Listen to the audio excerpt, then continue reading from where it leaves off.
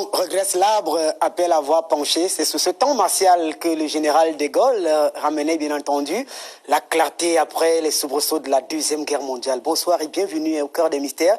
Votre programme de culture intégrale, cosmologie, cosmogonie, théogonie sur Vision 4 Télévision.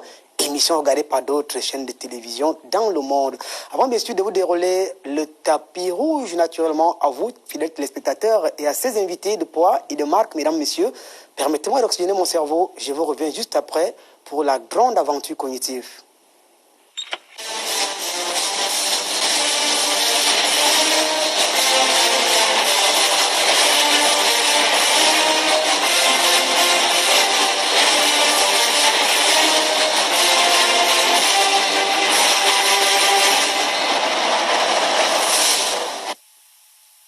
Retour sur ce plateau pour accueillir ceux-là qui ont bénéficié, bien entendu, du casting qui devient de plus en plus rude, en rappelant bien sûr à nos téléspectateurs fidèles que l'émission est concomitamment suivie sur toutes les chaînes, bien entendu, à travers les réseaux sociaux, que ce soit par YouTube ou même la page Facebook, bien entendu, de Vision 4 Télévision.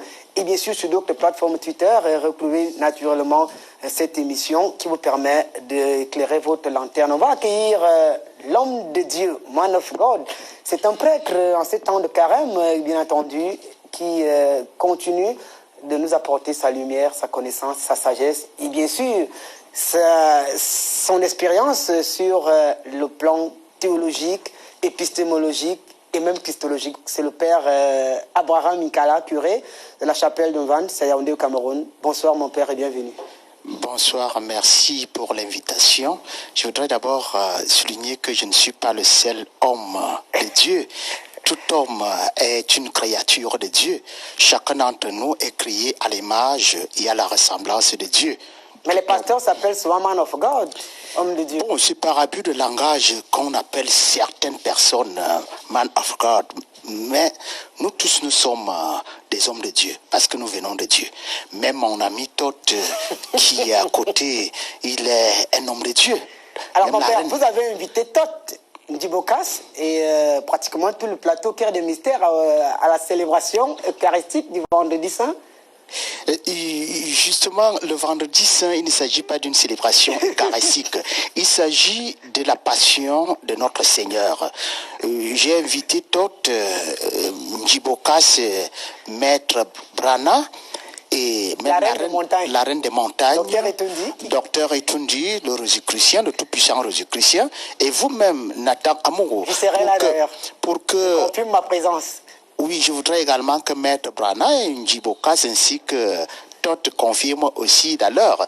Alors, c'est l'occasion pour nous tous de voir, de vivre, d'actualiser, de commémorer, d'actualiser ce que le Christ a connu pour sauver l'humanité tout entière. Merci. Voilà, moi je confirme déjà ma présence. Je serai bien sûr à la chapelle de Vannes, après invitation de mon père qui est confirmé. Toth, bonsoir et bienvenue au Cœur des Mystères. Une invitation, on dit bien sûr dans la sagesse bantou, qui est naturellement, qui se veut langage par émiologie. On ne refuse pas une invitation, mais ce qui vient derrière l'invitation, bonsoir et bienvenue. Mangore mojanga mugu mama kon min bese min va mina matan mina botiswan mina mintangni mo pousse mina mama kon mina. Un bonsoir spécial au fan club de Bongo du côté du Tchad. L'invitation du prêtre concerne, en fait il invite tout le monde, mais je me souviens une fois que je l'avais aussi invité à un rituel traditionnel. Il m'a dit qu'il arrivait. Comme ils savent très bien le faire, il n'est jamais venu.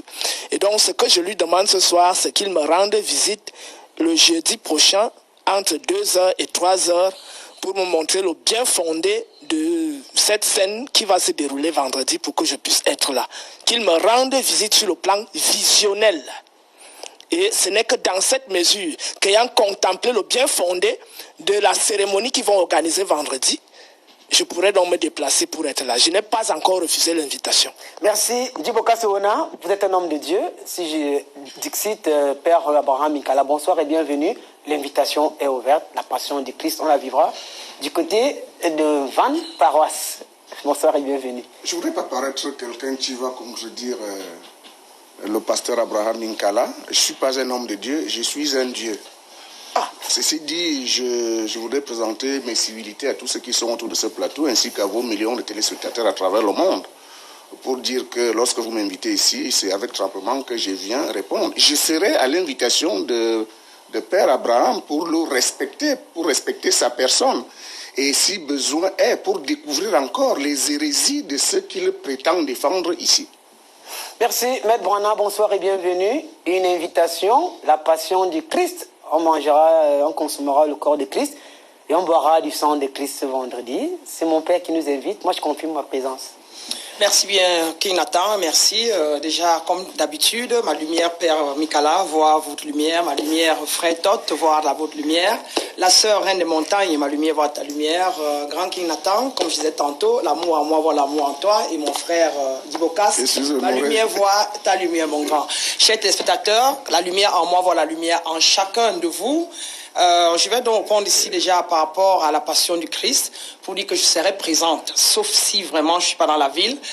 Pourquoi? Parce que ma compréhension de la Bible et de par le mysticisme chrétien dont j'ai passé 4 ans à étudier, elle veut ici dire en fait la résurrection. Donc ce que je suis devenu est ce que mon grand frère Jésus a vécu. Et cela dit, je me dois d'honorer ceux qui sont passés avant moi, s'il a existé ou pas existé, mais la conscience Christ qui veut dire élévation, qui veut dire illuminé, est celle que je viendrai vers le Père Mikala pour qu'ensemble nous puissions célébrer. Donc je viens me célébrer moi-même, car mon frère Jésus, s'il a existé, était là pour me dire que je suis Dieu et je suis une déesse, je suis un Dieu.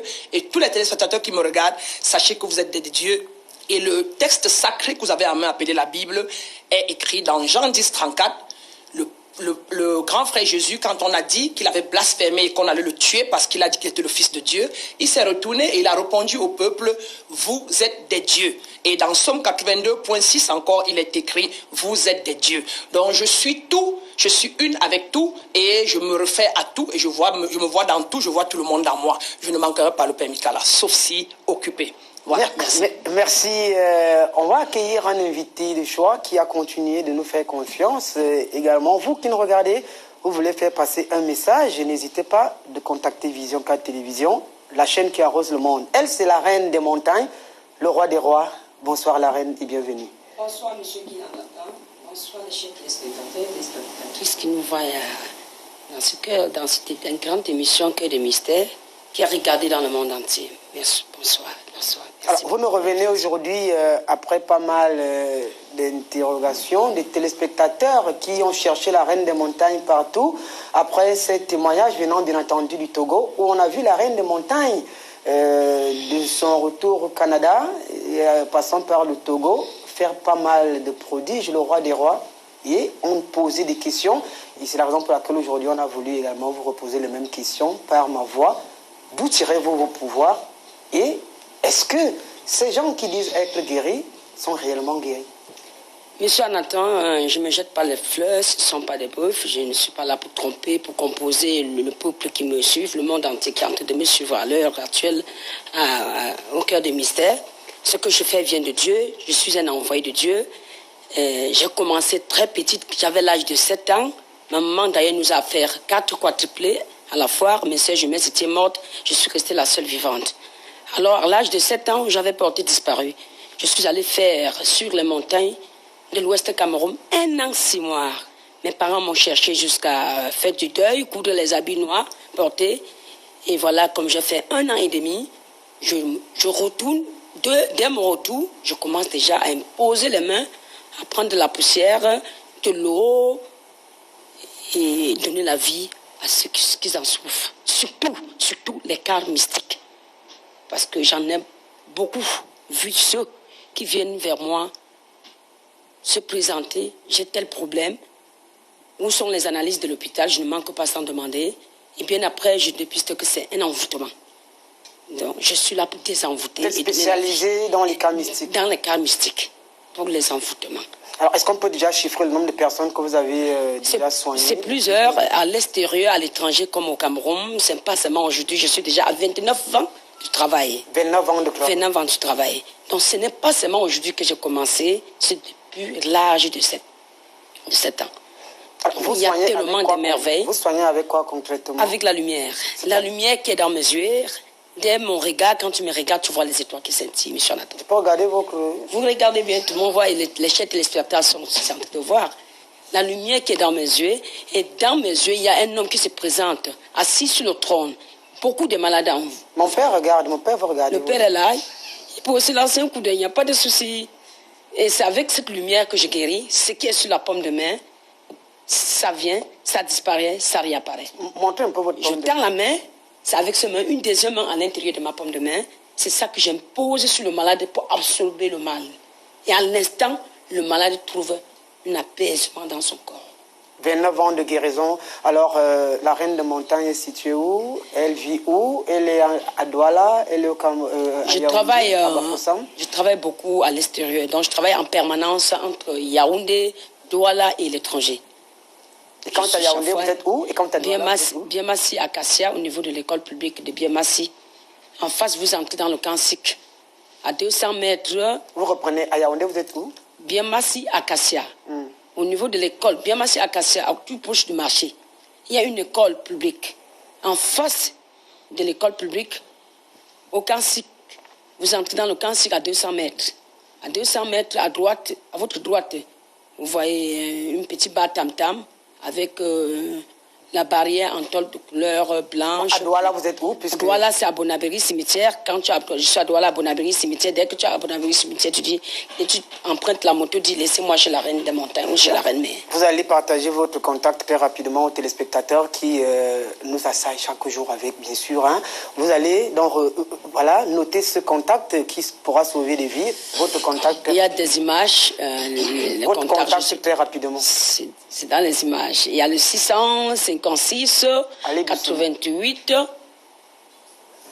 70 94. D'accord, mais d'autres, je n'ai pas ça en tête. D'accord, merci. On va prendre quelques réactions pour essayer de comprendre ce que fait la reine des montagnes et on revient sur le sujet pour débattre avec nos panélistes. C'est aussi ça au cœur des mystères, l'émission qui aujourd'hui permet aux uns aux autres de présenter, de définir la philosophie. On prend les réactions et on revient juste après. Merci, roi des rois, montagne des reines, Sa Majesté. Elle a vraiment les lumières sur elle qui brillent. Tu vois sur les paumes de main, sur sa face la croix de Jésus-Christ. Dans les yeux, Jésus-Christ est vraiment placé là.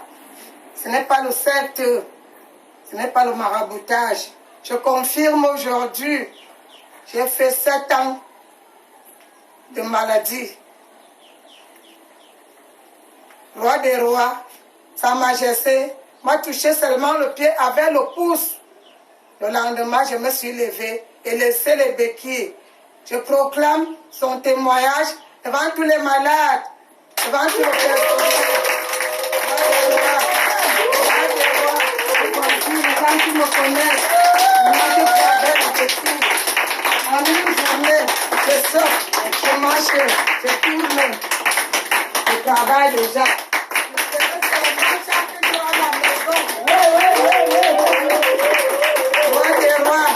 Roi des rois, merci Seigneur, merci de m'avoir libéré, de libérer.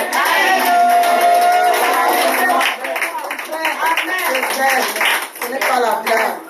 Venez découvrir vous-même, comme j'ai découvert aussi mes amis. Je suis dans la joie, je suis dans l'espérance.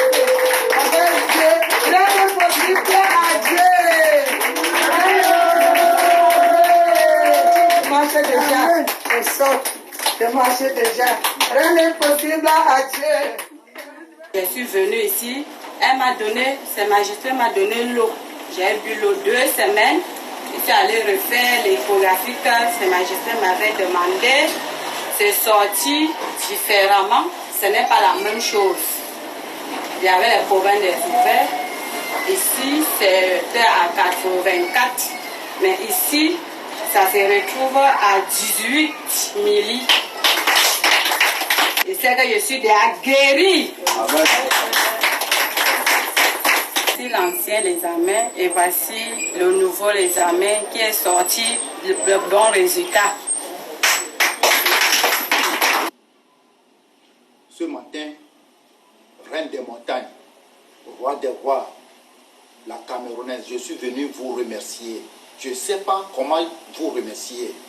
Sinon, j'ai appris votre nom à la radio et à la télé. Et le jour-là, je suis venu vers vous. Très étonnant. Parce que j'ai cru que ce sont les marabouts. Comme j'étais parti chez les marabouts, les pasteurs, chez les thérapeutes, fatigués. À mon âge maintenant, je suis tellement épuisé. Je n'ai pas cru. Mais arrivé chez vous, vous m'avez demandé de croire seulement en Dieu. Seul que Dieu, chez vous, c'est Dieu seulement. Et de croire. Vous avez eu la puissance naturelle. Ce n'est pas, c'est un don naturel. Est-ce que je crois? Je dis, je suis un chrétien, je crois. Ah, si c'est comme ça, en même temps, elle a projeté sa main, il m'a montré sa main comme ça, et j'ai vu des étoiles qui a projeté, il y a une grande lumière qui est projetée sur moi. Je suis tellement, j'ai senti quelques vibrations. C'est là où elle m'a dit de tenir fort en même temps. Et j'aurai la guérison, tenez fort. En même temps, j'ai senti quelques sueurs, il y a certaines lumières, ou bien certaines forces qui sortent à moi. Et en même temps, elle a mis sa main dans mon ventre. C'est là que je me suis soulagé. Et elle a mis encore sa main au ventre de ma femme. Et elle nous a donné de l'eau, de continuer à boire son eau. L'eau là, c'est une eau bénite. Donc, de temps en temps, ça fait 3e mois que j'ai continué, après 3 mois, j'ai continué à prendre de l'eau et à l'hôpital pour contrôler ma femme maintenant. Ma femme est enceinte. Donc, maintenant, nous étions 6e mois de grossesse.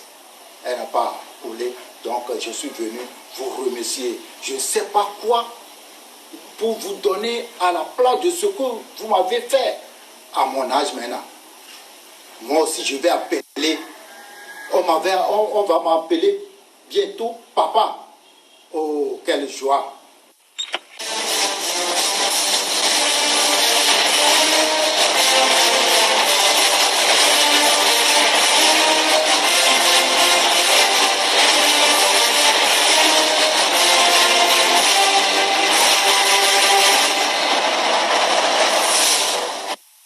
Retour sur le plateau après bien sûr ces témoignages dus à ceux qui ont recouvert la santé à travers bien entendu les mécanismes inhérents à l'applicabilité des méthodes de la Reine des Montagnes. On va sans transition aller du côté de Douala pour regarder une autre dame qui a souhaité bien sûr également présenter son travail à travers l'émission Cœur des Mystères à Vision 4 Télévision. On revient pour le grand débat. Dr Etoun Didia confortablement installé.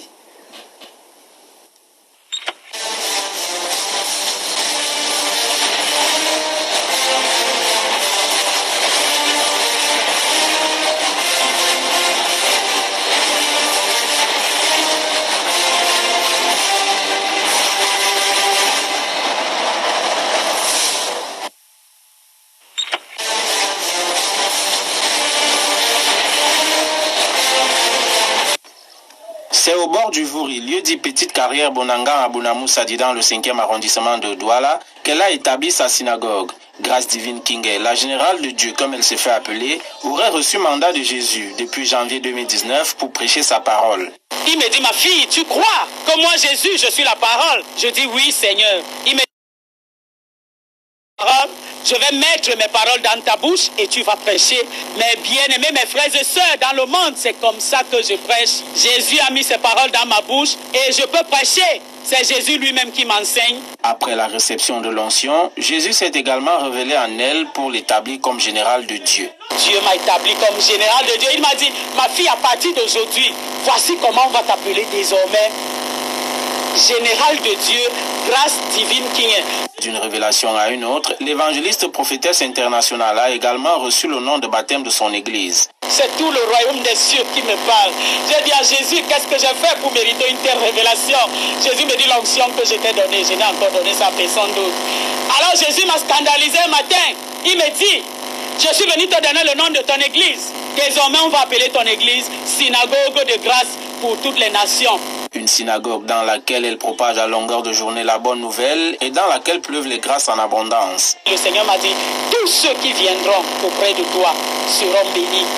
Jésus me dit, ma fille, je ne suis pas venu me cacher dans cette génération. Mais c'est lui qui va entendre Jésus-Christ parler, qui vient à mes côtés. Vous savez, à la synagogue de grâce, c'est grâce plus. Si tu veux le travail, viens servir Dieu à la synagogue de grâce. Cessez de brûler l'argent dans cette génération et apportez votre argent pour qu'ensemble, avec Jésus, nous puissions établir cette synagogue camerounaise. Pour ce dimanche où nous lui rendons visite, sa prédication porte sur Zachée, le collecteur d'impôts dont l'histoire devrait enseigner aux hommes que Jésus-Christ est le chemin du salut. Nous avons tous besoin de Jésus. Le jour où tu seras coincé, lorsque cet argent va te fuir, lorsque tout le monde, même ta famille, va t'abandonner, parfois les femmes abandonnent même leur mari, la seule personne qui ne va pas t'abandonner, ce n'est que Jésus-Christ. Alors tu as besoin de lui pour recevoir ton salut. À notre micro, la prophétesse dit être porteuse d'un message fort de Dieu à l'endroit des dirigeants de notre pays. Ce monde actuel, je vais le transformer. Il m'a dit moi-même, je vais gérer l'État camerounais. J'ai une mission spéciale et très urgente à la présidence de la République. Si vous aimez votre nation, parce que je porte votre Dieu à moi, il m'a donné, j'ai les recommandations. Il m'a dit d'aller voir le conseiller spécial à la présidence de la République. L'évangéliste prophétesse internationale au général de Dieu, Grâce Divine Kingé, sait ainsi être celle par qui le salut du Cameroun viendra. Peut-être faudra-t-il y croire. C'est jamais. Retour sur ce plateau après cet élément qui nous a plongé du côté de Douala notamment. Au bruit, on a vu le général de Dieu. Alors, docteur Etundi, bonsoir et bienvenue. Nous parlons de totémisme et de fétichisme. Ndiboka Sona, est-ce qu'il est probable de reconnaître un totem et même un fétiche dans une concession? Non, il n'est pas probable. Ce n'est pas donné à n'importe qui, à partir d'un objet visible, de détecter que c'est un totem ou que c'est un fétiche. Non, pas du tout. C'est un domaine réservé aux seuls initiés. Parce que vous voyez, vous pouvez arriver chez moi, vous trouvez même un simple balai posé à la véranda, vous ne verrez qu'un balai. Vous ne saurez jamais ce que c'est, mais un initié saura parfaitement ce que c'est. Ça peut être un simple banc sur lequel n'importe qui peut s'asseoir. Tout le monde n'a pas cette capacité de savoir ce que c'est que cette chaise.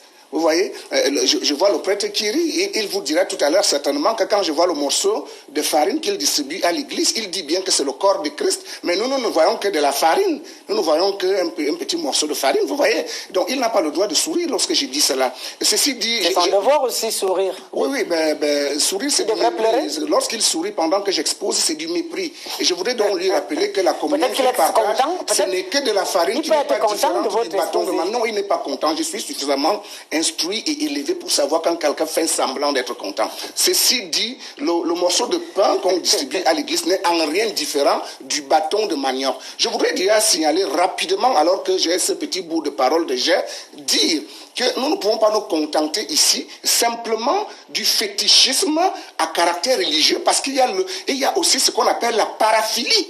C'est-à-dire qui est un fétichisme sexuel tellement pratiqué tant par les catholiques, par les rosicruciens, par les gnostiques, ainsi que par les francs-maçons. Si vous permettez, vos propos vous engagent non, mais d'ailleurs. bien sûr, toujours mes propos n'engagent que moi. Bien sûr. Bon, si vous voulez, je vais prendre un à un. Prenons le catholicisme. Savez-vous pourquoi est-ce qu'on suce le doigt du pape, l'orteil du pape? C'est parce que Léon III ne pouvait atteindre l'orgasme qu'en se faisant sucer l'orteil par une petite fille de moins de 10 ans. Et c'est ce Léon III, bien entendu, et c'est ce Léon III qui a introduit dans le protocole papal le principe de sucement de l'orteil. Où est le rapport avec le fétiche? Mais c'est un fétiche. Vous savez, qu'est-ce qu'un fétiche? Nous l'aurons assez dit lorsque nous avons défini dernièrement qu'un fétiche est une chose fabriquée, mais on n'a pas dit que la chose était fabriquée par un humain. Vous voyez, dans le cadre de la sexologie, vous allez vous rendre compte que certaines personnes, pour avoir leur orgasme, ont besoin que la femme soit habillée d'une certaine manière. Ou alors, d'autres, s'ils ne voient pas du gros sein, ils ne peuvent pas avoir son érection. Ça devient un fétiche. Cela, ça s'appelle simplement du la paraphilie. Et là, donc c'est du fétichisme sexuel. Les catholiques sont parfaits là-dedans. Je viens de vous citer le cas de Léon III, qui était le pape de Rome. Les Rosicruciens, parce que vous savez que les Rosicruciens se revendiquent du gnosticisme.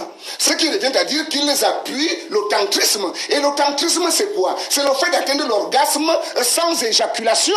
Mais comment est-ce que vous voulez atteindre l'orgasme sans éjaculation? Quand on sait que l'éjaculation, c'est le principe de procréation. Mais voilà des individus qui ne veulent pas éjaculer, mais qui veulent atteindre l'orgasme. Vous comprenez parfaitement et immédiatement que ces gens ne vont pas utiliser le principe sexuel fondamental, mais des adjuvants. C'est pourquoi vous avez des dépravations telles que... Le fétiche est où à ce niveau? Le fétiche... Chez les Rosicruciens. Le fétiche est le fait que vous avez une fixation mentale d'un objet, d'une chose ou d'un être pour atteindre votre extase. C'est de ça qu'il est question. Exactement lorsque je cultive, je peux fabriquer mon daguide et à partir de lui, je fais une fixation sur un individu pour l'atteindre et pouvoir lui donner la guérison ou pouvoir lui donner la maladie. Parce que cela dépend d'eux. Donc c'est exactement de cela qu'il est question. Merci. Alors, on va commencer par Dr Etundi. Dr Etundi, vous utilisez les fétiches pour la concrétisation de l'acte sexuel. Dixit Njiboka Sowona. Avant de passer la parole à mon père, qui a également été taxé et même indexé. Njiboka Sowona, Mitraille, et le Rosicrucien, et le prêtre. Il est venu charger aujourd'hui. Oui, bonsoir Nathan, bonsoir à l'ensemble des téléspectateurs qui nous accordent leur confiance. Nous sommes sur un plateau sérieux, nous sommes dans la spiritualité la plus élevée. Commencer par se jeter la pierre, les propos de Njiboka's langage, je ne me reconnais pas dans ce qu'il décrit. Ça signifie qu'il y a une telle... Vous voyez, dès que vous généralisez déjà, vous n'êtes plus dans la raison. Il a sûrement connaissance de certaines réalités. Il a sûrement connaissance de certaines réalités pour lesquelles, personnellement, en tant que Rosicrucien, je ne me reconnais pas. Il y a un amalgame qu'il fait parce qu'il dit que les Rosicruciens se disent gnostiques. Atteint l'orgasme sans éjaculer. Oui. Alors, il parle là du tantrisme que pratique effectivement, et je crois que si M. Ndiel était là, il allait le confirmer. Donc, il parle de M. Ndiel, il ne parle pas de la Rose Quador. Voilà, donc, la généralisation est abusive. Elle est très abusive. Voilà pourquoi il faut parler avec une certaine humilité sur le plateau. Parce que lorsqu'on parle comme si on énonçait des sentences, on peut se demander si ça procède toujours de la spiritualité ou bien simplement on veut s'attaquer ceux qui sont en face. Mais je pense que nous sommes ici pour être un peu plus sérieux parce que nous respectons ceux qui nous regardent. On ne va pas emprunter cette voie-là. Est-ce qu'on a pour sa sécurité avant de passer la parole à moi? Vous savez, moi je vous dirai toujours que l'homme est le chef-d'œuvre de la création. L'homme est le chef-d'œuvre de la création. Et toi qui as pour fétiche le babon, vous avez dit qu'il ressemble au babon? Je dis bien non, c'est pas de ça qu'il s'agit ici, Nathan. Je dis, je ne peux pas confier mon destin à un babouin. Qu'il soit matériel, immatériel, parce que j'ai entendu que le fétiche, que le totem n'est pas physique. Je redis ici... Toi, tu as dit que son totem était le babouin. Je redis ici que le totem en Afrique, je parle de l'Afrique, et je parle de ce vu, le totem est physique. Il y en a peut-être qui ne le sont pas, mais ne généralisons pas. Parce que peut-être, M. Njibokas, lui, il a un totem qui n'est pas physique, mais qui sache qu'il y a des totems physiques qu'on voit dans des maisons, qui sont abrités dans des maisons. Vous voyez un trou dans une maison et on vous dit un trou dans les maisons en terre. On vous dit dans le trou là, il y a le serpent, mais ce n'est pas un vrai serpent. C'est notre grand-père, ou bien c'est tel, ou bien c'est tel, ou bien c'est tel. Je parle là de la réalité africaine. On peut la nier, mais ce serait simplement un exercice intellectuel. Et là, c'est simplement pour avoir raison sur un plateau de télévision. Et ce babouin de Todd là, il peut se garder où? Todd vous dira, hein, moi je ne suis pas dans son mysticisme à lui. Todd vous dira où se cache son babouin, mais je dis que l'homme est le chef-d'œuvre de la création. Tout pouvoir que peut avoir un animal, l'homme peut l'avoir une fois. Parlons du lion. C'est l'homme qui dompte le lion et non l'inverse. Et Njiboka, il a un lion? Un lion se dompte. par l'homme. Donc il a dompté ce lion? Ben, je ne sais pas s'il l'a dompté, mais moi, l'homme, j'ai la faculté de dompter le lion. J'ai la faculté de dompter tous les animaux. J'ai la faculté de dompter tous les êtres sur terre. L'homme ne se prend pas suffisamment au sérieux, mais je dis le chef-d'œuvre de la création ne devrait pas utiliser des supports extérieurs à lui-même. C'est le message que nous tenons ici. Puisque le thème va rentrer en guerre aujourd'hui, on essaiera de mettre en lumière les dangers du totémisme. Mon père, vous utilisez les totems depuis la nuit des temps. Djiboka Souna nous fait des révélations suffisamment curieuses et troublantes, je dirais même pas fracassantes. Oui, merci de me passer la parole. Mais vous savez, chacun dit ce qu'il veut dire. Mais est-ce que tout ce qu'on dit est vrai? Moi, je fonctionne à base des principes de l'éthique. Il y a des choses que je ne peux pas dire. Je ne suis pas là pour l'égalitarisme vers le bas.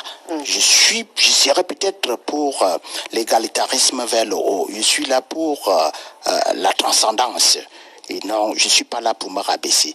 Donc, en ce qui concerne l'Eucharistie, qui est le corps du Christ, lorsque on célèbre l'Eucharistie, les portes ne sont pas fermées.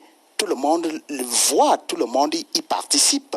Et on revient sur, on actualise les paroles et les gestes que le Christ a exécuté, les paroles que le Christ a prononcées. Vous pouvez lire dans Matthieu chapitre 26, verset 26, ceci est mon corps, prenez et mangez. Et faites cela en mémoire de moi.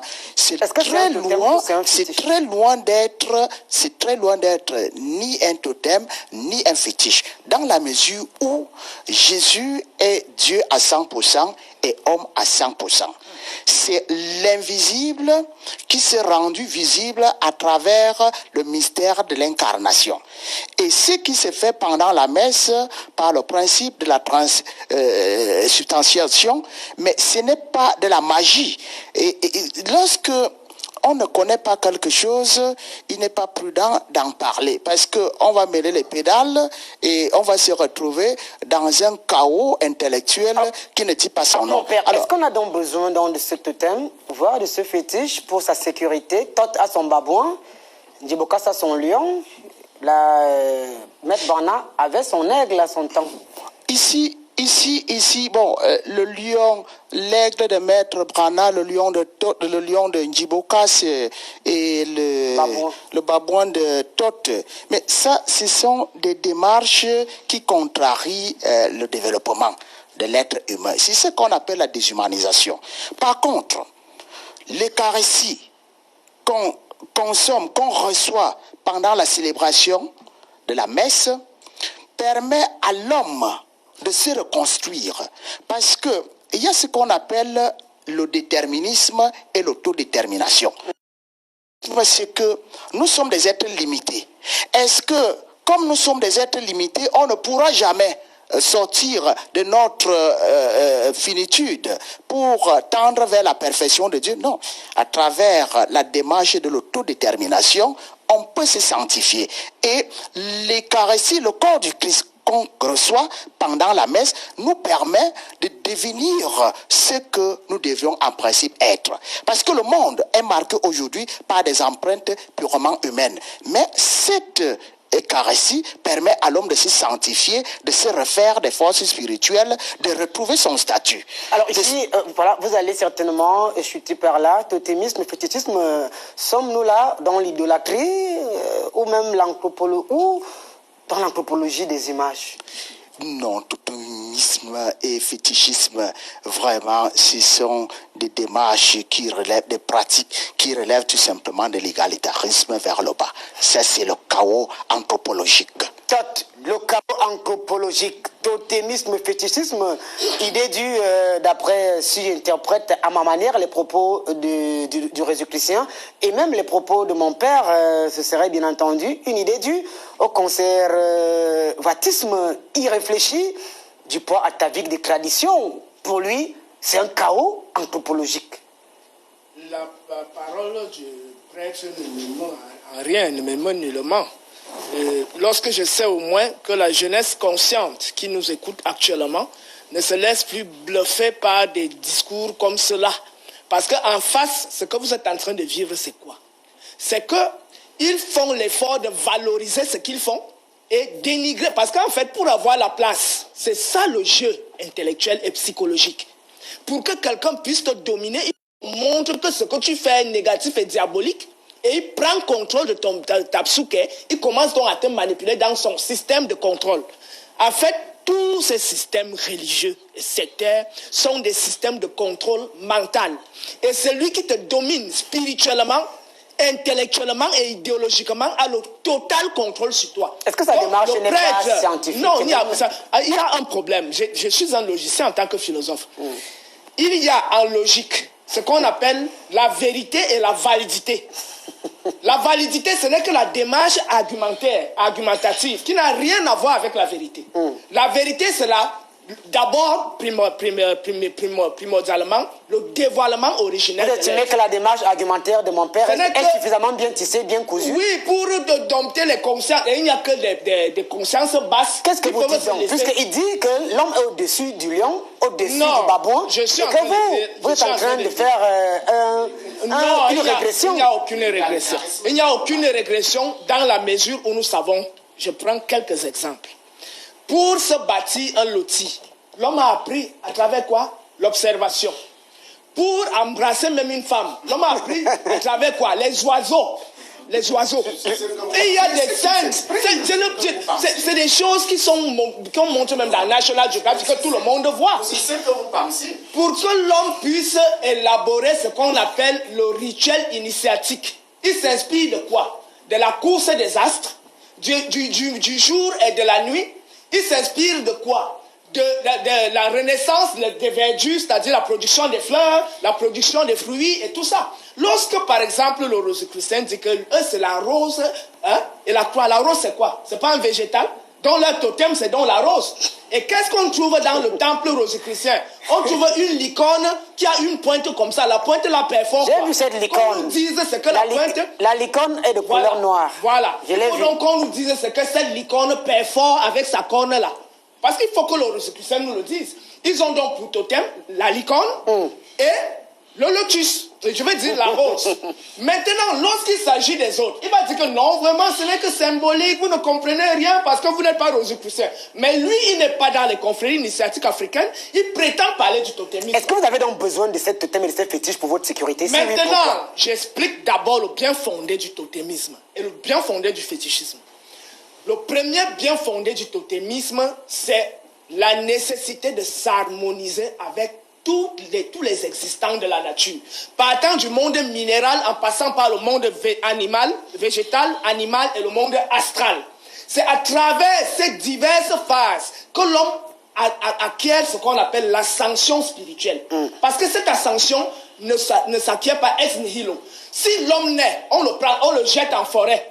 Et qu'il n'a pas le sens d'observation. Vous croyez qu'il va s'en sortir? Il ne va jamais s'en sortir. C'est le sens d'observation qui lui dit quand l'animal a été mordu par un serpent, il allait croquer l'arbre là et l'arbre l'a soigné. Donc l'animal lui enseigne la médecine. Voilà autant de choses. Donc aujourd'hui l'homme est tellement prétentieux parce qu'ils sont dans une société où il y a déjà un acquis, des systèmes de savoir qui moulent les individus. Ils croient que c'est comme ça que l'homme a toujours été. C'est la nature qui a appris à l'homme ce qu'il est devenu aujourd'hui.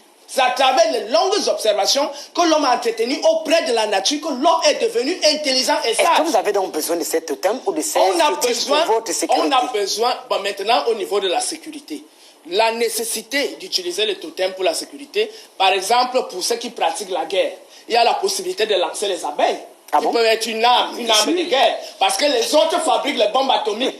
Les occidentalisés qui sont sur ce panel ne vont pas critiquer les bombes atomiques. Mais maintenant, quand nous on utilise les abeilles ou le tonnerre, là maintenant c'est diabolique. Quand les autres utilisent les missiles balistiques, Iskander et autres, là c'est normal. Voilà donc la mentalité du nègre occidentalisé. C'est-à-dire il fait tout pour valoriser ce que l'ennemi de son peuple. Mais il n'est pas son ennemi.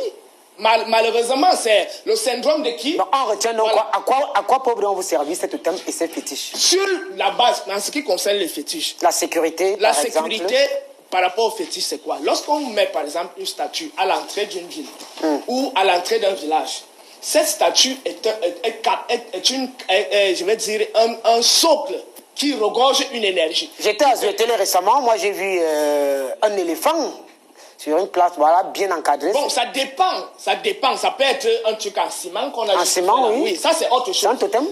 Non, ça ne peut pas être un totem. Ce qui est sûr, c'est que quand on veut consacrer quelque chose, il faut que ce soit en bois. Et il faut que ce soit un bois particulier, c'est pas n'importe quel bois qu'on utilise. Donc en fait, c'est quelque chose qui est là pour la sécurité de la communauté, qui est là pour la sécurité de la ville, notamment la ville de Béhanzin était regorgée des totems tout au long. Et je voulais rappeler une chose, que si Béhanzin a perdu la guerre, c'est parce que la France a utilisé la Russie, parce que la France a été battue par Béhanzin. Nous parlons des totems, et moi je voudrais savoir à ce que... Bien sûr, c'est à ça que ça sert. Parlons de notre pays. Ce qui nous intéresse ici, c'est de savoir, vous êtes de Mbélédé. Qu'est-ce que les totems peuvent faire en Mbélédé, votre village, pour je ne peux pas limiter votre discours africain. Moi, je parle de l'Afrique noire. Une œuvre d'art est un fragment du monde qui en soit est un monde. On commence d'un particulier pour le général. Pour l'instant, dans votre village Mbélé où je suis arrivé, quel est le totem? Le chef est déjà un aliéné. Donc vous me posez des questions des villages qui sont déjà déstructurés. Je vous parle des repères. La plupart des chefs actuels, mais c'est des relais des colons. Comment vous voulez nous prendre des exemples sur des choses qui n'ont plus? Il n'y a qu'à l'ouest, des zones comme à l'ouest, où on peut retrouver les vrais chefs. Au centre, au sud et tout ça, il n'y a plus de chefs. Les vrais chefs n'existent plus. Ce sont des laquais des politiques qui ont été mis là par les colons. Donc ça ne peut pas servir d'exemple. L'objectif que nous voulons atteindre, c'est reconstituer la spiritualité africaine, qui n'existe presque plus sur le plan organisationnel, mais qui existe de manière fragmentaire. Et le rôle des occidentalisés qui sont sur ce panel, c'est freiner absolument ce mouvement-là. Ce qui nous intéresse ici, c'est qu'on va parler des dangers du totem, puisque si on aura besoin d'une thématique inhérente au panafricanisme ou à l'afrocentrisme, on la posera sur le plateau. Alors, Maître Brana, fétichisme, idéologie, idolâtrie, ou tout simplement une anthropologie par image qui permet à l'homme de régresser ou d'avancer. Claire, le fétichisme permet à l'homme de régresser. Claire. Pourquoi? Comme je le dis encore, déjà je vais commencer par faire un point sur ce que notre père, le père Mikala, a posé aujourd'hui, parlant de la communion et de l'adoration de la communion et par les brebis. Il faut qu'on soit clair et qu'on définisse d'abord le fétichisme. Il est défini dans toutes les pages, la plupart des pages dans le livre, comme un objet qui est censé avoir des pouvoirs élevés. Et alors, on se demande qui donne donc les pouvoirs à ces objets. Comme disait Todd, l'éléphant à l'entrée de la ville, son lion dans la maison, fut-il... Du Boka, ça plein de lions chez lui. Oui, fut-il un emblème et non pas physique, c'est-à-dire qu'un vrai lion. Et autant la communion. Ce sont tous des objets qui sont magnétisés par l'homme. Et je vais ici donner les codes que généralement, nous les initiés ne donnons pas en public. Il s'agit ici d'avoir des codes pour faire tout.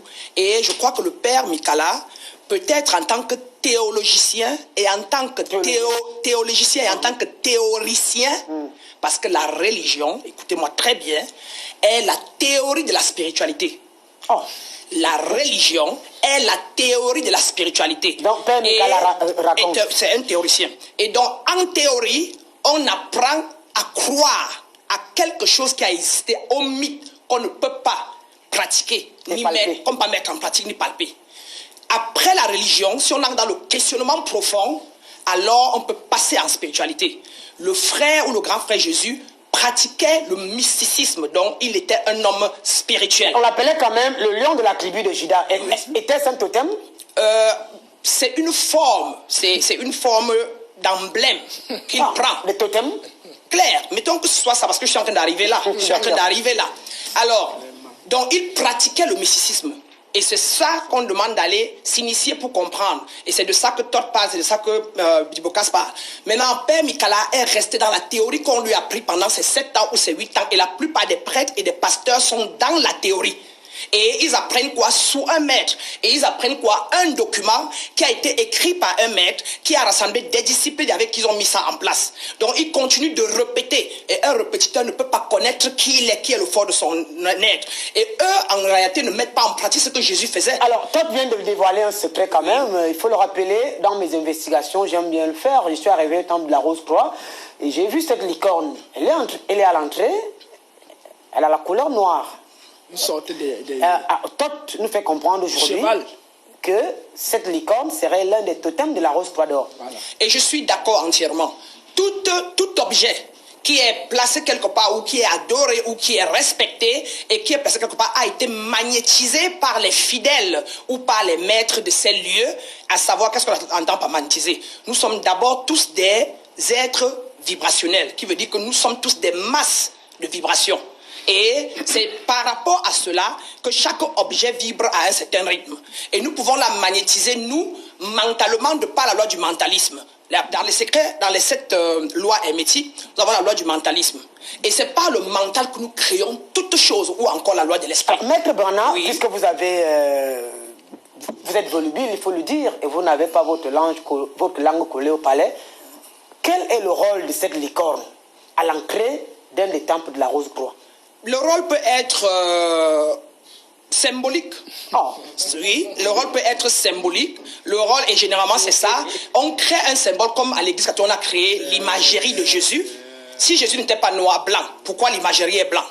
Si il ne faut pas idolâtrer, pourquoi par exemple l'image de Jésus est là? Pourquoi on porte une croix au cou? Pour expliquer la mort de Jésus. Pourquoi nous portons, les gens portent des bagues pour expliquer cela? C'est une adoration. C'est l'église qui donne le pouvoir à cette effigie, et c'est les brebis ensemble, à force de l'adorer, qui magnétisent l'effigie. Et donc, l'image de Jésus, la licorne dont vous parlez, tout comme dans nos villages, comme vous disiez tantôt, à la chefferie, la chaise du chef, comme disait Dibocas, où je ne peux pas m'asseoir, mais le chef peut s'asseoir, sauf s'il me le permet, ou alors en tant qu'initié, dès que j'entre, le chef peut sentir mon aura et me dit: reine ou déesse, assois-toi, seul, même si on ne me l'a pas présenté, comme disait Dibocas, je le vois et je peux sentir son niveau de vibration. C'est donc là où les religieux parfois ne vont pas, et donc ils ne comprennent pas que tout ce qu'ils font eux-mêmes, c'est en haut là-bas qu'on les manipule eux-mêmes, et eux-mêmes ne se rendent pas compte que la communion qu'on mange, Jésus, l'imagerie, est en fait un fétichisme, un fétiche. Oui, clair. Jésus est un fétiche. Mais c'est dans la Bible, c'est dans les documents. Allez lire qu'est-ce que c'est que le fétiche. Et allez donc voir comment le Père magnétise la communion. C'est lui qui donne le pouvoir au chapelet. C'est lui qui donne le pouvoir au truc. Et on dit manger le corps du Christ alors que c'est un bout de farine qu'on a fait dans une boulangerie et qu'on est venu partager aux gens. Qui le magnétise? C'est la parole du Père. C'est la parole des brebis. C'est la croyance en cette communion-là qui te fait guérir, qui peut t'amener à n'importe quoi. Autant donc que nous, les spirituels, quand nous traitons nos éléments, autant que la reine-mère qui était là assise, si elle croit en son pouvoir dans sa main, elle peut toucher les gens guéris. C'est ce que le frère Jésus, s'il a existé, était là pour nous dire. Alors, toi, on revient justement à vous, puisqu'on entre dans les dangers. Avant de passer la parole au Résicrucien qui va s'expliquer. À quoi sert cette licorne qui est à l'entrée de... Voilà, d'après vous, et le Résicrucien nous donnera également sa part de vérité. Je rappelle très rapidement à quoi sert cette licorne. Cette licorne, c'est une sorte de cheval avec une corne pointue. Cette licorne ne peut symboliser qu'un instrument de perforation. Et moi, j'aimerais qu'on nous dise ce que cette corne perfore a l'habitude de perforer. D'accord. Docteur Etundi, à tout seigneur, tout honneur, on ne saurait parler de vous sans, à votre absence. On dit que la Rose-Croix a un totem, et Tom vient de me rafraîchir la mémoire. J'ai vu cette licorne à l'entrée de la Rose-Croix avec, voilà, cette corne-là. À quoi sert cette licorne? Oui, vous faites tout un plat d'un objet tout simple. Hein? La licorne dont vous parlez est un objet dont, en fait, les membres ou les élèves de la Rose-Croix d'Or ne se souviennent même pas. Est-ce qu'elle ne devrait pas dire ce que j'ai vu chez vous? Ben, non, vous avez le droit. D'accord. Vous avez le droit de le dire, mais ce n'est pas la seule chose que vous aurez vue. Il y a tellement de symboles que nous utilisons, mais qui sont des symboles pour la conscience humaine. La conscience humaine a besoin de symboles pour se rappeler un certain nombre d'enseignements. La licorne Voici l'explication toute simple. Elle n'est pas mystique. La licorne, justement, à travers la corne qui regarde vers le haut, signifie l'orientation unique du candidat qui est sur le chemin et qui doit toujours viser vers le haut. C'est un simple symbole. Je vous assure, vous ne trouverez... D'ailleurs, vous avez vu ça ici. Mais il y a beaucoup d'autres temples en Afrique. Non, vous ne trouverez pas de licorne. Vous ne trouverez pas. Ça n'a pas une fonction magique. Ça a une fonction comme soutien de conscience. Sauf si vous voulez absolument, parce que je vois toute la hargne de Thoth à vouloir décrédibiliser ce que nous faisons. Il y va et on voit toute la bile qu'il dégage parce qu'il est haineux dans son discours. Il doit absolument décrédibiliser ce qu'il appelle sur le plateau. Les gens qui sont sur le plateau, ce sont les aliénés, ce sont ceci. Non, on n'est pas en guerre contre vous, monsieur Thoth. Parce que ce que vous représentez signifie la nostalgie de l'Afrique. Et l'Afrique a besoin d'autres repères actuellement pour pouvoir aller de l'avant. Pendant longtemps, depuis trop longtemps, vous nous parlez du modèle rétrograde par lequel les Africains doivent... Enfin... Toi, tu voudrais reprendre la parole, hein? Non, mais vous voulez reprendre la parole. Attendez que le modérateur vous donne la parole. C'est un peu poli. Donc, ce que je voudrais dire, tout simplement, c'est que le modèle que Thoth vante ici sur le plateau depuis des années est simple. C'est le même discours qui tiendra toujours. À savoir... Les autres qui sont sur le plateau, c'est-à-dire nous sommes des aliénés, nous sommes ceci, etc. Tandis que lui, le chemin qu'il montre est tout ce qu'il y a de fumeux. Docteur Etundi, je convoque votre casquette ici de pédagogue ou de didacticien. Freud, qui est certainement un de vos homologues de la pensée, et même Durkheim, ont travaillé sur le sujet et ils ont quand même dit qu'en Afrique, le totémisme permet de cumuler l'énergie divine pour avoir les ossements faciles des doléances et prières formulées. Est-ce que cela est sans danger? Déjà, c'est très faux de penser que le totémisme soit spécifiquement africain. Il a parlé du totémisme vu par les Africains. Non, le totémisme, peut-être vu oui, par je les parle Africains. bien, vu par les Africains. Vu par les Africains, signifie que c'est leur représentation à eux, voilà. Qui n'est pas celle de Freud. Freud, qui n'est pas celle de Freud. Mais la réalité est que on peut, à partir de n'importe quel objet dans la nature. Même cette licorne. Mais je dis bien que, oui, pourquoi pas. Mais je suis en train de vous dire, moi qui vous parle, moi qui rends compte de ça, sauf si ma parole ne compte pas, et que vous voulez vous obstiner à garder votre image. Si ma parole compte, parce que vous m'avez donné le micro, pas pour me ridiculiser, mais pour écouter mon explication. Elle est simple, cette explication, je vous dis, la licorne symbolise toujours la pensée orientée vers le haut. Un point, un trait. Et c'est cette corne-là qui nous intéresse, ce n'est pas le corps du cheval. Et même, je vous dis, ça c'est la réalité du temple de Mont. Si vous allez à Douala, vous ne trouverez pas cette licorne. Si vous allez ailleurs, vous ne la trouverez pas. Donc, on ne va pas lui attribuer le statut de totem. Parce qu'elle n'a, cette licorne, aucune fonction magique. Dans le sens où j'essaye de renforcer mes pouvoirs ou bien j'essaye de me protéger. Parce que nous la décoration, tout simplement. Ben je dis c'est un symbole. On n'enseigne pas des symboles. Si vous allez dans des mouvements comme la franc-maçonnerie, vous remarquerez que ce n'est que pas des symboles qu'on vous enseigne. Il n'y a pas de texte en tant que tel. Et l'homme doit apprendre à interpréter ces symboles. Et c'est le support pour sa conscience. Ça ne signifie jamais que c'est cette licorne qui ira régler les comptes de tel ou de tel. C'est pas cette licorne qui me protège. Là où je suis, je me protège tout seul. Alors, je n'ai besoin de rien d'autre. Donc ce n'est pas du tout un totem au sens que nous entendons ici depuis le début de cette émission. Merci. On rappelle aux téléspectateurs que l'émission est interactive et ceux qui aimeraient réagir face à cette grosse production qui révèle la conscience collective du monde, le numéro qui s'affiche au bas du petit écran vous permet de rentrer en contact avec nous uniquement par courriel, même via WhatsApp. Et si vous êtes hors du Cameroun, le code indicatif du Cameroun, c'est plus 237 suivi de ce numéro. Et attention, allez massivement vous abonner sur la chaîne YouTube King Nathan Amogo pour suivre les temps forts de cette dose production après émission. Et même la page Facebook Au cœur des mystères. Mon père en parlait donc de Freud et de Durkheim qui ont essayé d'étudier le totémisme africain ou même de l'Afrique. Et ils ont quand même mis en surface quelque chose d'assez intéressant. Ils disent que ce totémisme permet de cumuler de l'énergie divine pour avoir les ossements faciles, des doléances et même des prières formulées. On va sur une statuette. Bon, en tout cas, vous comprenez bien ce qui est dit. Alors, est-ce que c'est sans danger?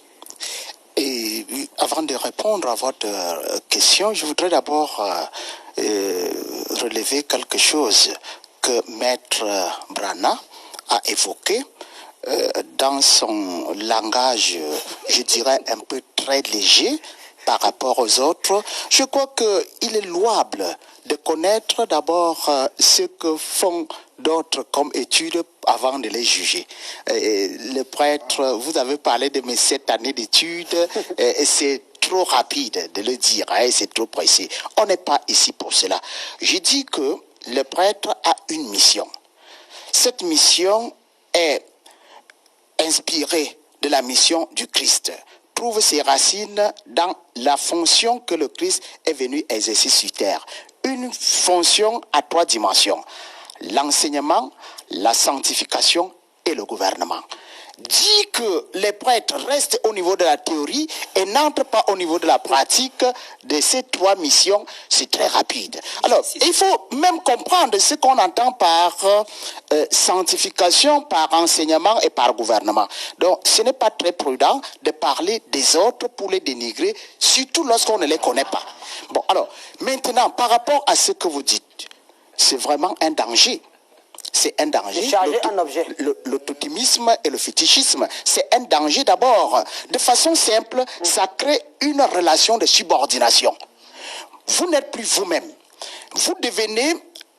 il y a ici, on retrouve ce que on appelle la dialectique du maître et de l'esclave.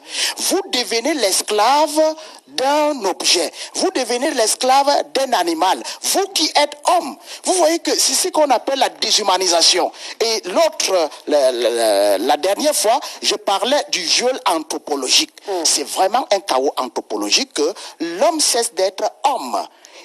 Imago Dei, il devient maintenant un sujet. Voilà, il devient un babouin, il devient disciple d'un lion. Alors qu'il devrait tendre vers la perfection. Vers la perfection. Alors, au lieu de chercher à être... Cette colombe-là. Oui. Et cette colombe-là, venue du ciel. Quelle colombe? Lisez bien le texte. On n'a pas dit que la colombe est... Ah oui, c'est vraiment une plaisanterie de très mauvais goût que Njiboka s'est évoqué ici sur le plateau en disant que la colombe est entrée sur Jésus. Dans aucun texte de la Bible, vous allez trouver qu'une colombe est entrée sur Jésus.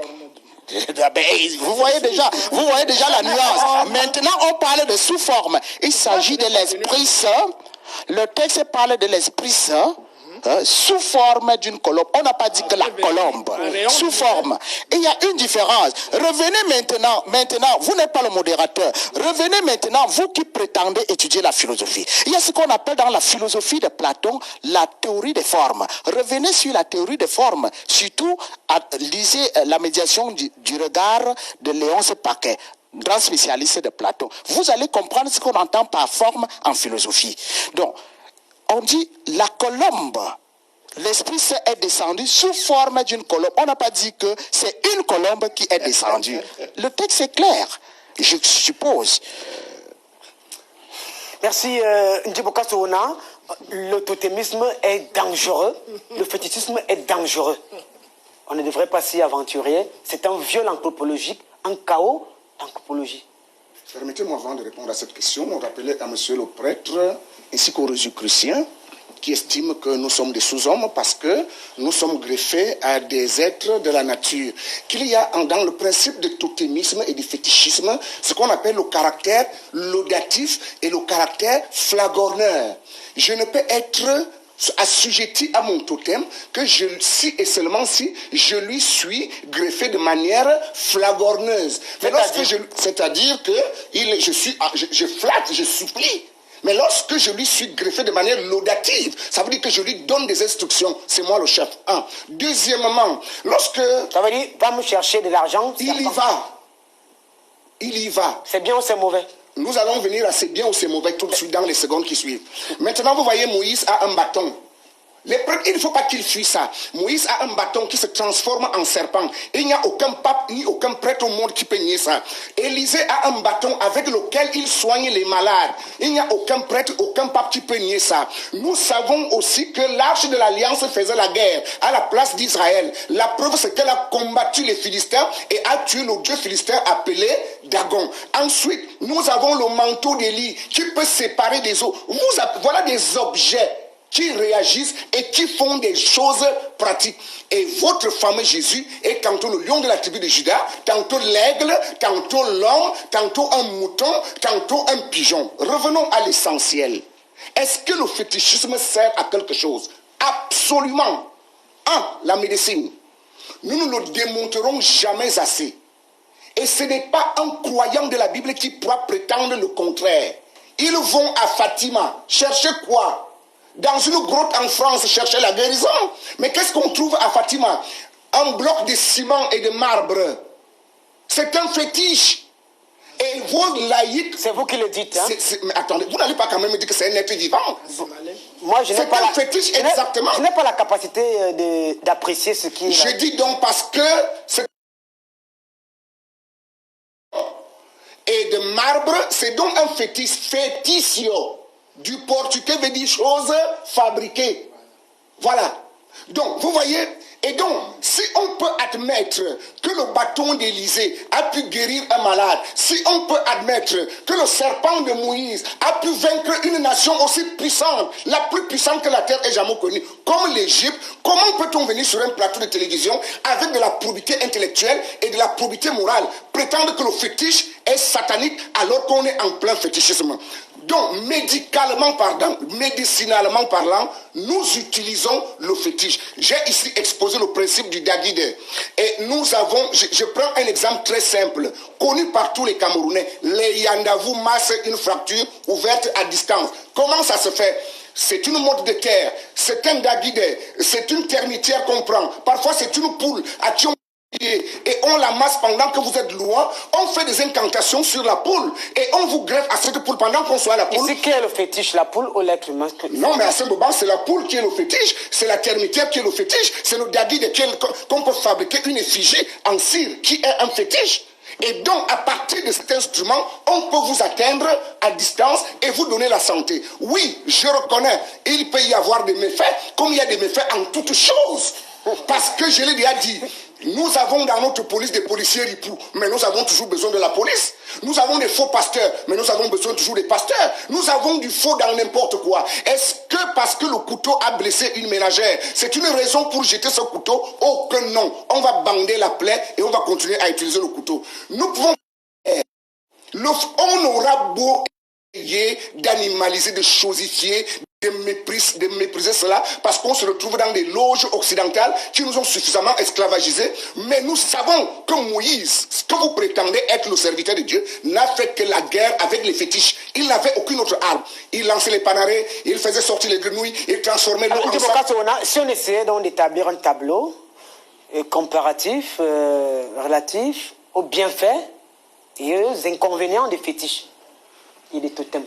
Je répondrai de manière très simple. Aucune arme en soi n'est mauvaise, c'est l'utilisateur. C'est l'utilisateur.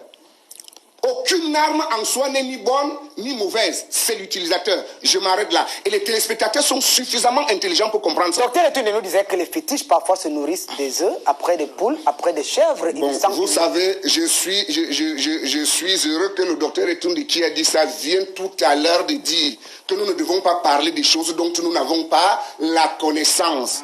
Je vous pose une question très simple. Si le docteur Etunde avait pour fétiche l'anaconda, est-ce qu'il peut imaginer combien d'œufs il faudrait donner à ce serpent? Il lui faudrait 6 fermes avicoles par jour pour nourrir son serpent. C'est totalement considéré que c'est une hérésie.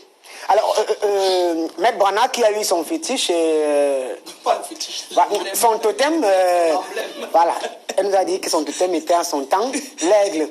Alors, est-ce qu'on peut nous dire ici que ce totémisme aurait un trait avec la résurrection, la réincarnation, la mort et même la métamorphose, puisque à un moment vous visualisez cet aigle et il venait, et il arrivait.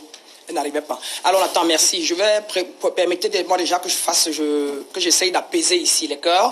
Primo, quand je viens sur ce plateau, j'essaie de venir sur ce plateau simplement pour équilibrer mes frères, le genre masculin. En dehors de cela, je ne serai pas assis sur ce plateau car j'ai beaucoup à faire et dans le monde. Deuxièmement, Père Mikala, comme vous le savez, j'ai beaucoup de respect pour vous et beaucoup d'amour pour vous. Et vous savez, je suis tout.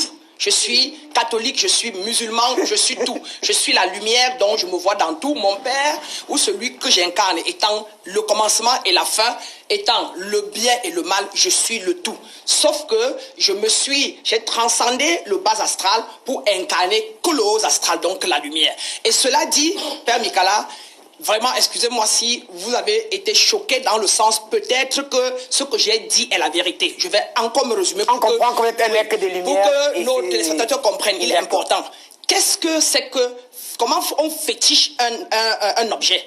C'est pas la loi du mentalisme, c'est une loi hermétique. Allez Google, allez chercher c'est quoi les lois. Voilà. Alors, ça se passe comment? C'est simplement déjà le désir. J'ai un slip que je vais féticher, un caleçon, j'ai un objet, soutien. La communion à l'église est fétichée comment? Déjà le désir de le féticher. Deuxièmement, je suis en train de venir. Deuxièmement, avoir l'intention, ce que l'église a. L'intention d'amener les brebis à consommer cette communion et que cela fasse un effet en eux. Est-ce que le brebis n'est même pas déjà du fétiche? Ok, excusez-moi, voilà, déjà. Alors je continue, merci bien. Et la troisième chose à faire, c'est de magnétiser cela. Et on le magnétise comment? À travers la parole. Allez lire Jean 1:1. Au commencement était la parole était Dieu. Avec la parole, vous faites tout, vous créez tout. Et vous le faites inconsciemment tous les jours. Le Père, par contre, le sait. Les prêtres le savent. Ça, c'est les deux, trois. On le magnétise avec la parole. Et la parole prend source dans la pensée. La pensée prend source dans notre paradigme. Le paradigme prend source dans nos croyances. Et nos croyances prennent source dans les dogmes, dans une doctrine, dans l'éducation, dans la culture, dans l'environnement. Donc, questionnez votre paradigme et vous allez voir qu'elle est basée sur des choses certainement fausses. Voilà pourquoi vous souffrez. Voilà pourquoi vous êtes pauvre. Voilà pourquoi vous êtes malade. Voilà pourquoi vous êtes désemparé et déstabilisé. Se réveiller spirituellement, c'est pouvoir regresser, retourner, vous reprogrammer dans le sens contraire pour retrouver l'équilibre. Alors, si vous êtes religieux, vous êtes catholique ou protestant, mais vous souffrez, vous êtes malade, vous n'avez pas du pain, vous allez à l'église depuis des années, 40 ans, je suis en train de venir, oui, je vous en prie. Et vous ne trouvez toujours rien de différent et vous donnez l'argent à l'église et vous mangez le pain, rien ne change. C'est qu'il y a un problème. C'est qu'on a magnétisé le pain que vous mangez différemment et vous n'avez rien. Et c'est l'intention qui est derrière par rapport à ceux qui portent le projet. Que les prêtres et les pasteurs magnétisent leur pain? Ils magnétisent et ils amènent les brebis ensemble à magnétiser. Eux, les brebis magnétisent inconsciemment.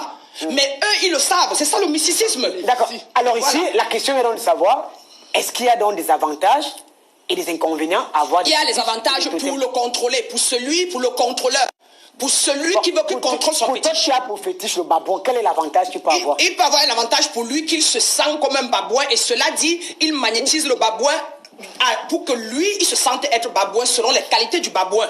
Alors, et cela pour lui permet d'évoluer dans le sens. Comme lui, il a dit la fois dernière, il veut se sentir intellectuel. Quels peuvent être les dangers pour toi d'avoir un babouin comme totem? Moi, aujourd'hui, je n'ai plus rien à voir comme totem parce que j'ai... Quel peut être le danger? Le danger peut pour moi, aujourd'hui, pour lui, et ce que j'enseigne à mes élèves... un totem comme le babouin. Oui, moi, j'enseigne à mes élèves aujourd'hui de ne plus s'identifier à rien. Et donc, le babouin peut être un danger parce que s'il s'identifie à ça, parfois, il finit par être dépendant. Et donc, du coup, il ne peut plus évoluer pour aller au-delà et pouvoir atteindre son potentiel maximum. Ce n'est que ça, c'est l'infraction. Merci, on va prendre lecture de quelques réactions. Rappelons aux téléspectateurs que le numéro s'affiche au bas du petit écran vous aide à nous retrouver. Bonsoir, King Nathan. Le totémisme de Spinoza, le déterminisme de Spinoza, autant pour moi.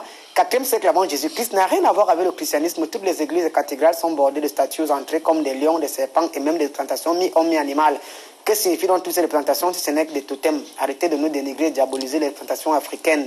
La licorne, le lion, etc. sont des symboles, donc des totems. Lydia depuis la Hollande. Lydia, que vous connaissez bien, devenue fidèle téléspectatrice. Bonsoir, King Nathan. Ndjibokas, ne dites plus que vous êtes Dieu. Oh là là. Olivier depuis la Tunisie. C'est dans la Bible. Bonsoir, King Nathan. Voilà. Bonsoir King Nathan. c'est Kofi de Paris. L'icône est un animal mythique créé par les Européens comme le dragon. On a vu l'opération l'icône de l'armée française pour terrasser l'éléphant ivoirien, pour capturer le président ivoirien. Merci. Jusque-là, on n'a pas de précision. Alors, avec vous, monsieur le résoluticien, de manière pratique et pragmatique, il est temps de dire la vérité à nos téléspectateurs. Quels sont les avantages d'avoir son petit totem à la maison que je vais nourrir chaque jour? D'ailleurs, vous avez dit que certains totems se nourrissent d'œufs, de poules.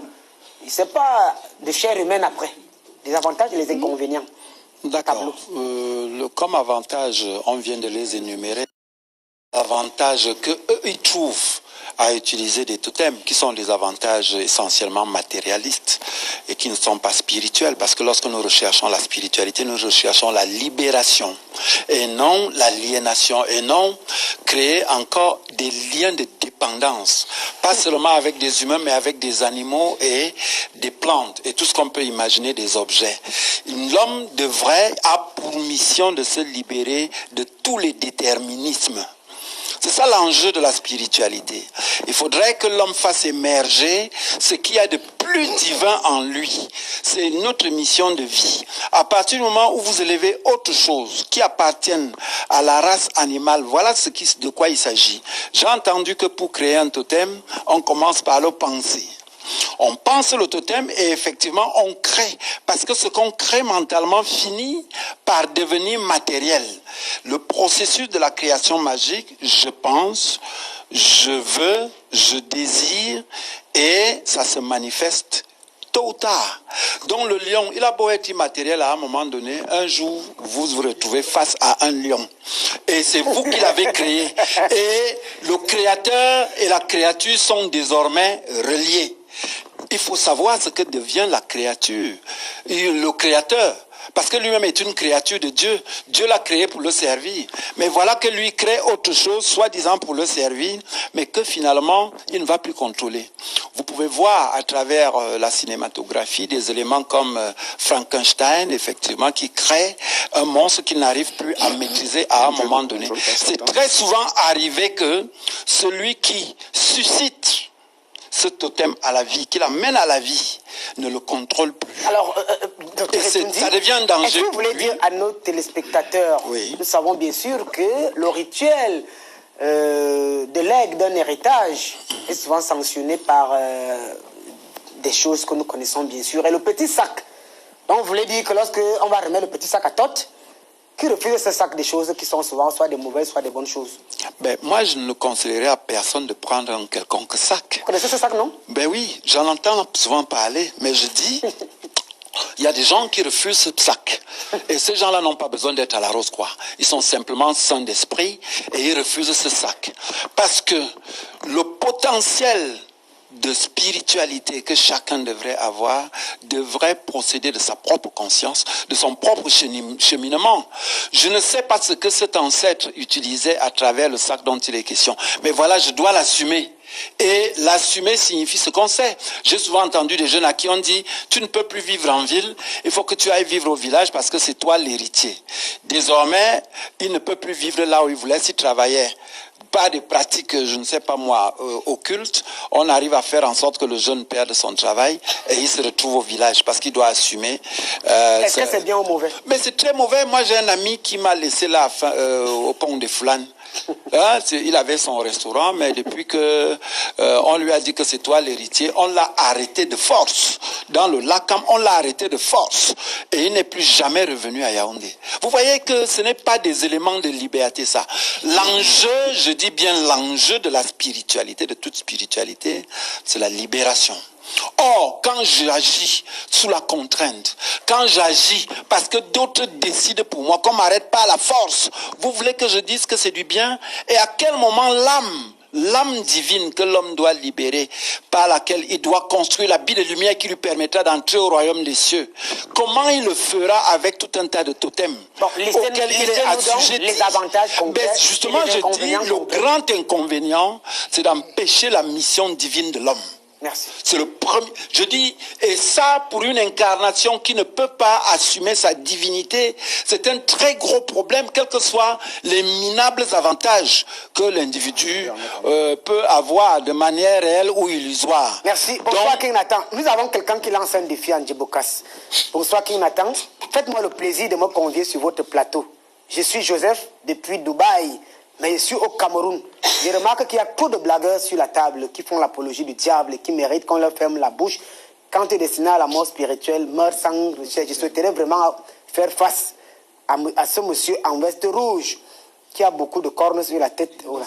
Nos frères, ce sont des cheveux. Voilà. Si vous voulez être sur le plateau, il y a une démarche et vous serez sur le plateau, rassurez-vous. Alors, mon père, avant de prendre lecture d'autres réactions, on établit ici un tableau des inconvénients et des avantages d'avoir un totem et des fétiches. Oui. Les dangers. Je vous dirais tout simplement que du côté des avantages, je mettrais 0, double 0. Et du côté des inconvénients, je mettrais plus l'infini. Citez-nous les inconvénients. Alors, par exemple, la dépendance, l'absence de la liberté, oh oui, la tromperie, oui, les fausses richesses, le faux pouvoir. Il faut qu'on comprenne d'abord le monde d'aujourd'hui. Le monde d'aujourd'hui, d'abord, le totémisme et le fétichisme, ce sont des réalités inhérentes au peuple primitif. Et tout le monde devrait le reconnaître. Aujourd'hui, au XXIe siècle, mon frère, le docteur Etundi, a l'habitude de parler de l'ère du Verseau. Qu'est-ce qui caractérise le monde d'aujourd'hui? C'est le monde. Une question qui vous concerne, mon père. Bonsoir, King Nathan, et à tous vos panélistes. J'aimerais bien poser une question aux prêtres. À chaque sommet d'une montagne ici en Europe, il y a une croix. Il n'y a pas une montagne ici sans croix à son sommet. Ici à Fribourg, en Suisse, où je vis, il y a un petit tabernacle creusé dans une grotte. Si Dieu est omniprésent, pourquoi tout cela? Merci à tous. Moi, je pense que ce sont des totems et des fétiches. C'est motto depuis la Suisse. Que font les... D'abord, le totem, c'est une réalité qui relève du secret.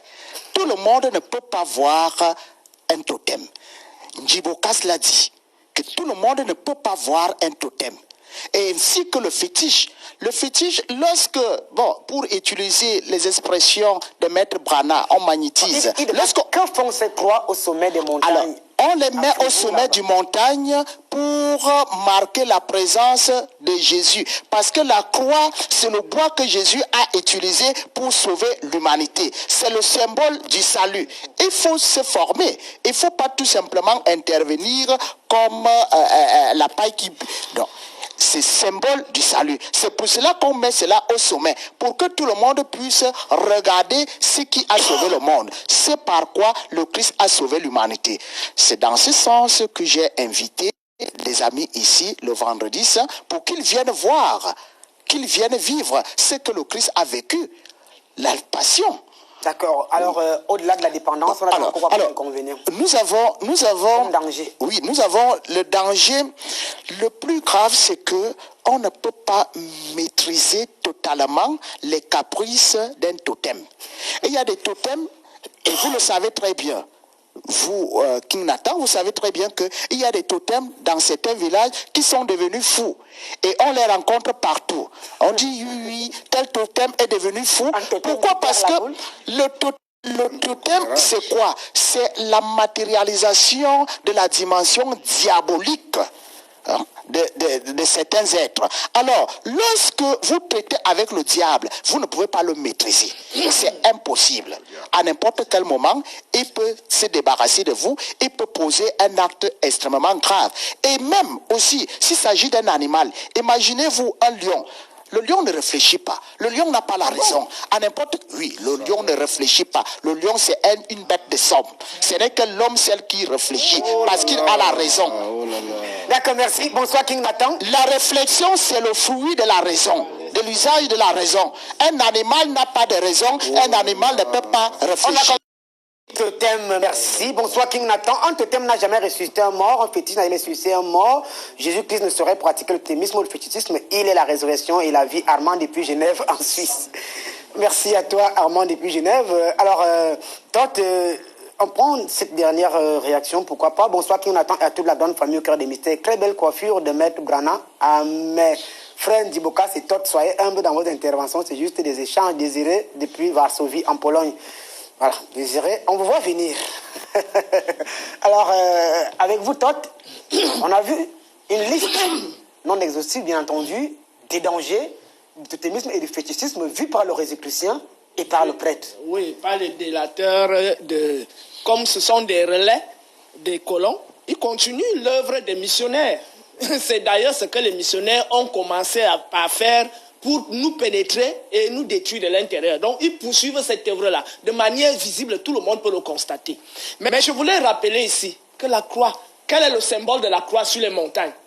D'abord, le symbole de la croix, c'est l'épée.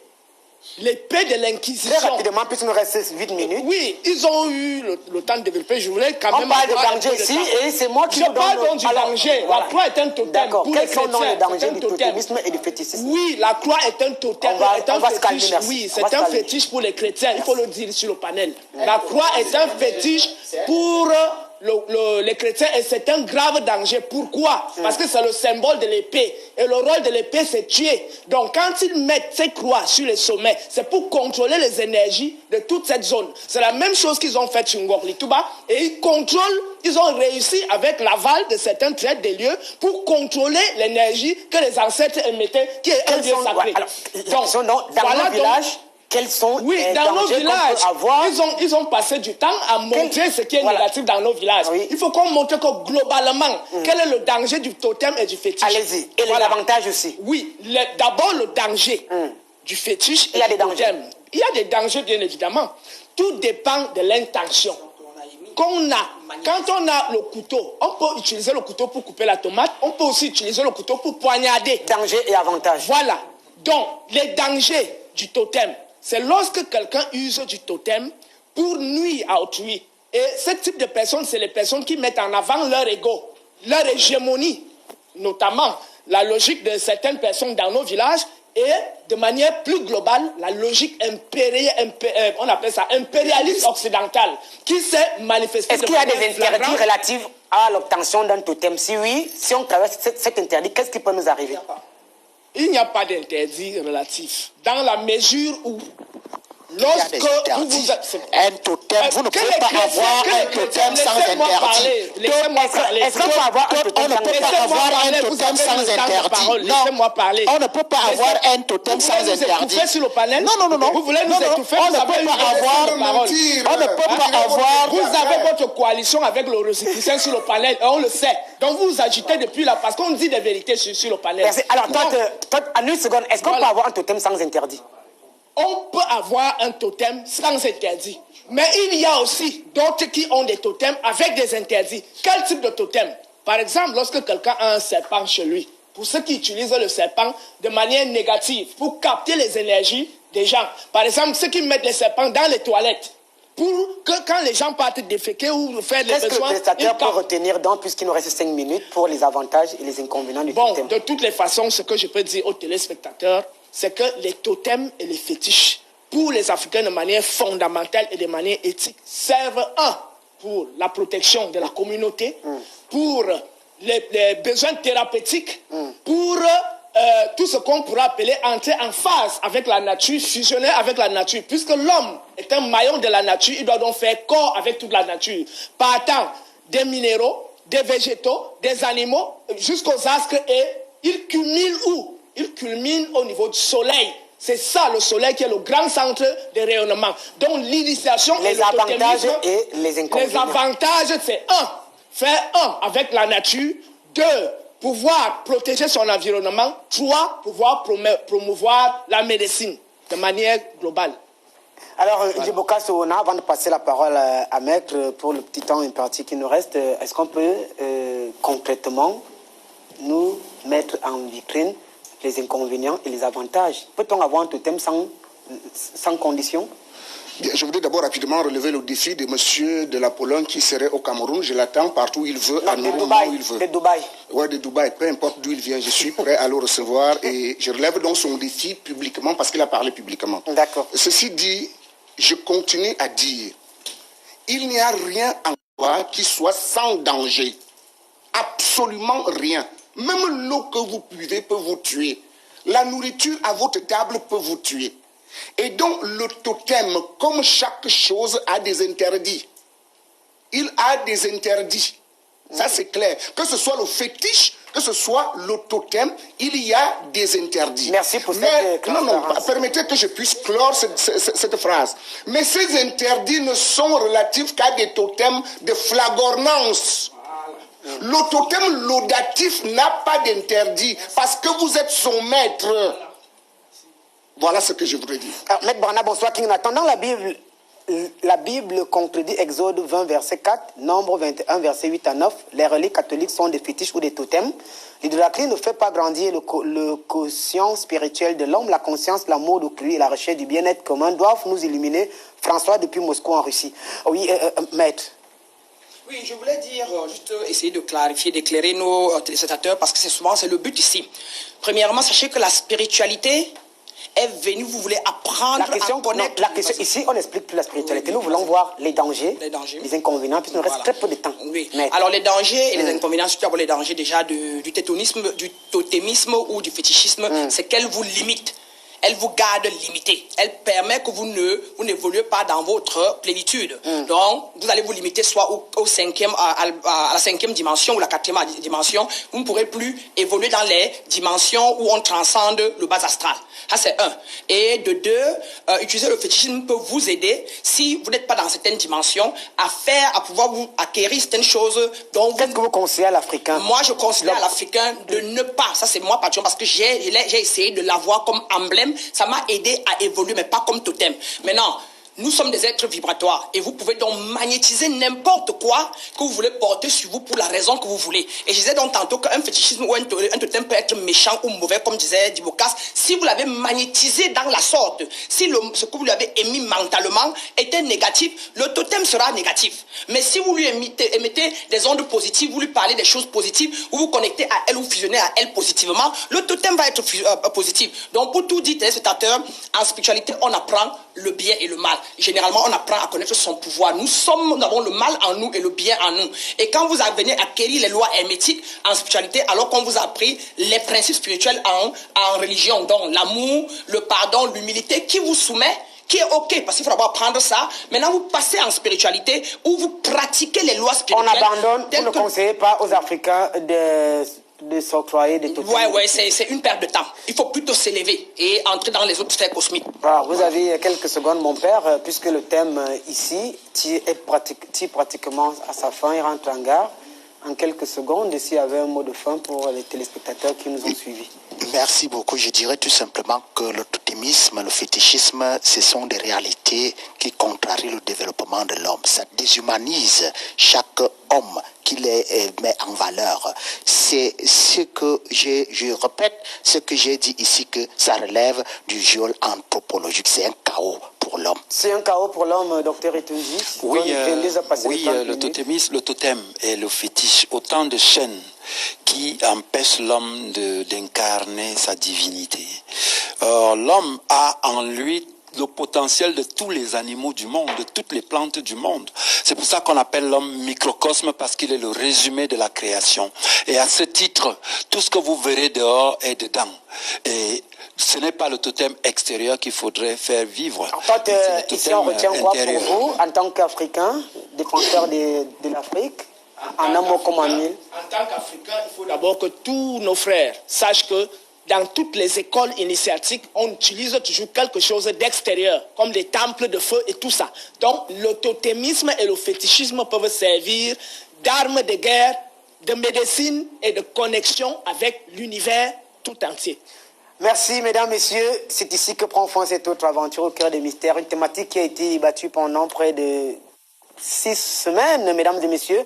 La semaine prochaine, vous bénéficierez naturellement d'une nouvelle thématique. Un débat n'est jamais clos parce que la vérité ne saurait être dans la thèse ou dans l'antithèse, mais tout simplement dans la synthèse. Nous vous laissons bien sûr le libre choix de continuer cette gymnastique intellectuelle, cette balade cognitive tout seul pour essayer de mettre en surface une certaine lumière ou une lumière certaine. Mesdames, Messieurs, allez vous abonner sur la chaîne YouTube King Nathan Amogo pour revivre les temps forts de cette grosse production, ou tout simplement la page Facebook Au cœur des mystères Vision 4. Et attention, la rediffusion est prévue vendredi à partir de 14h passé de 30 minutes. Jeudi, c'est le direct, car pour ceux qui ont regardé pour la toute première fois, l'émission passe tous les jeudis lorsqu'il est 21h heure du Cameroun avec ses grands maîtres. Merci à Maître Brana, merci à Ndjiboka Soona, à mon père Abraham Mikala, à Dr Etundi, sans oublier Tot qui est avec nous. On dit c'est pas un combat, tout simplement un débat. Bonne suite des programmes sur Vision 4.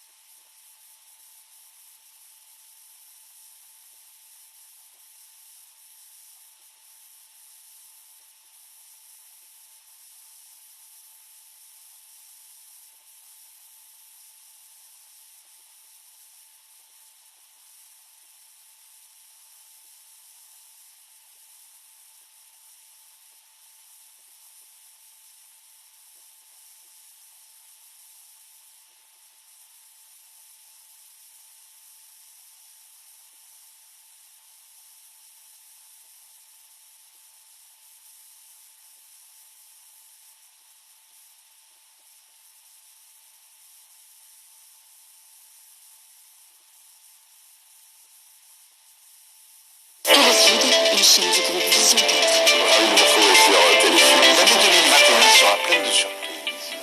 Informé. Bonjour à tous et bienvenue dans le Nouveau Monde. On fait le point tout de suite avec Frédéric Folker.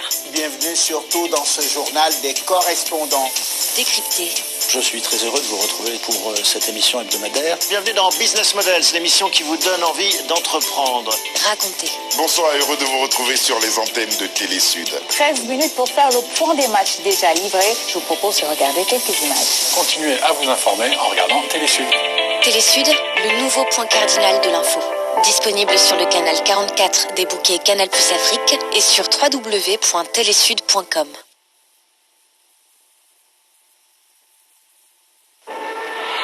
Engagé volontaire le 28 juillet 1942, au titre du bataillon de tirailleurs camerounais, vous servez l'armée française avec honneur et discipline. Vos campagnes vous mèneront du Soudan anglo-égyptien à Djibouti, en passant par Beyrouth, pour terminer par Alger en 1945. Vous retrouvez le Cameroun, votre terre natale, en débarquant à Douala le 5 juillet 1945. Vous êtes rendu à la vie civile et regagnez votre foyer le 10 avril 1946. Vous représentez alors, pour tous vos compatriotes, un modèle d'engagement. Volontaire, vous avez su vaincre vos appréhensions pour aller combattre l'ennemi nazi.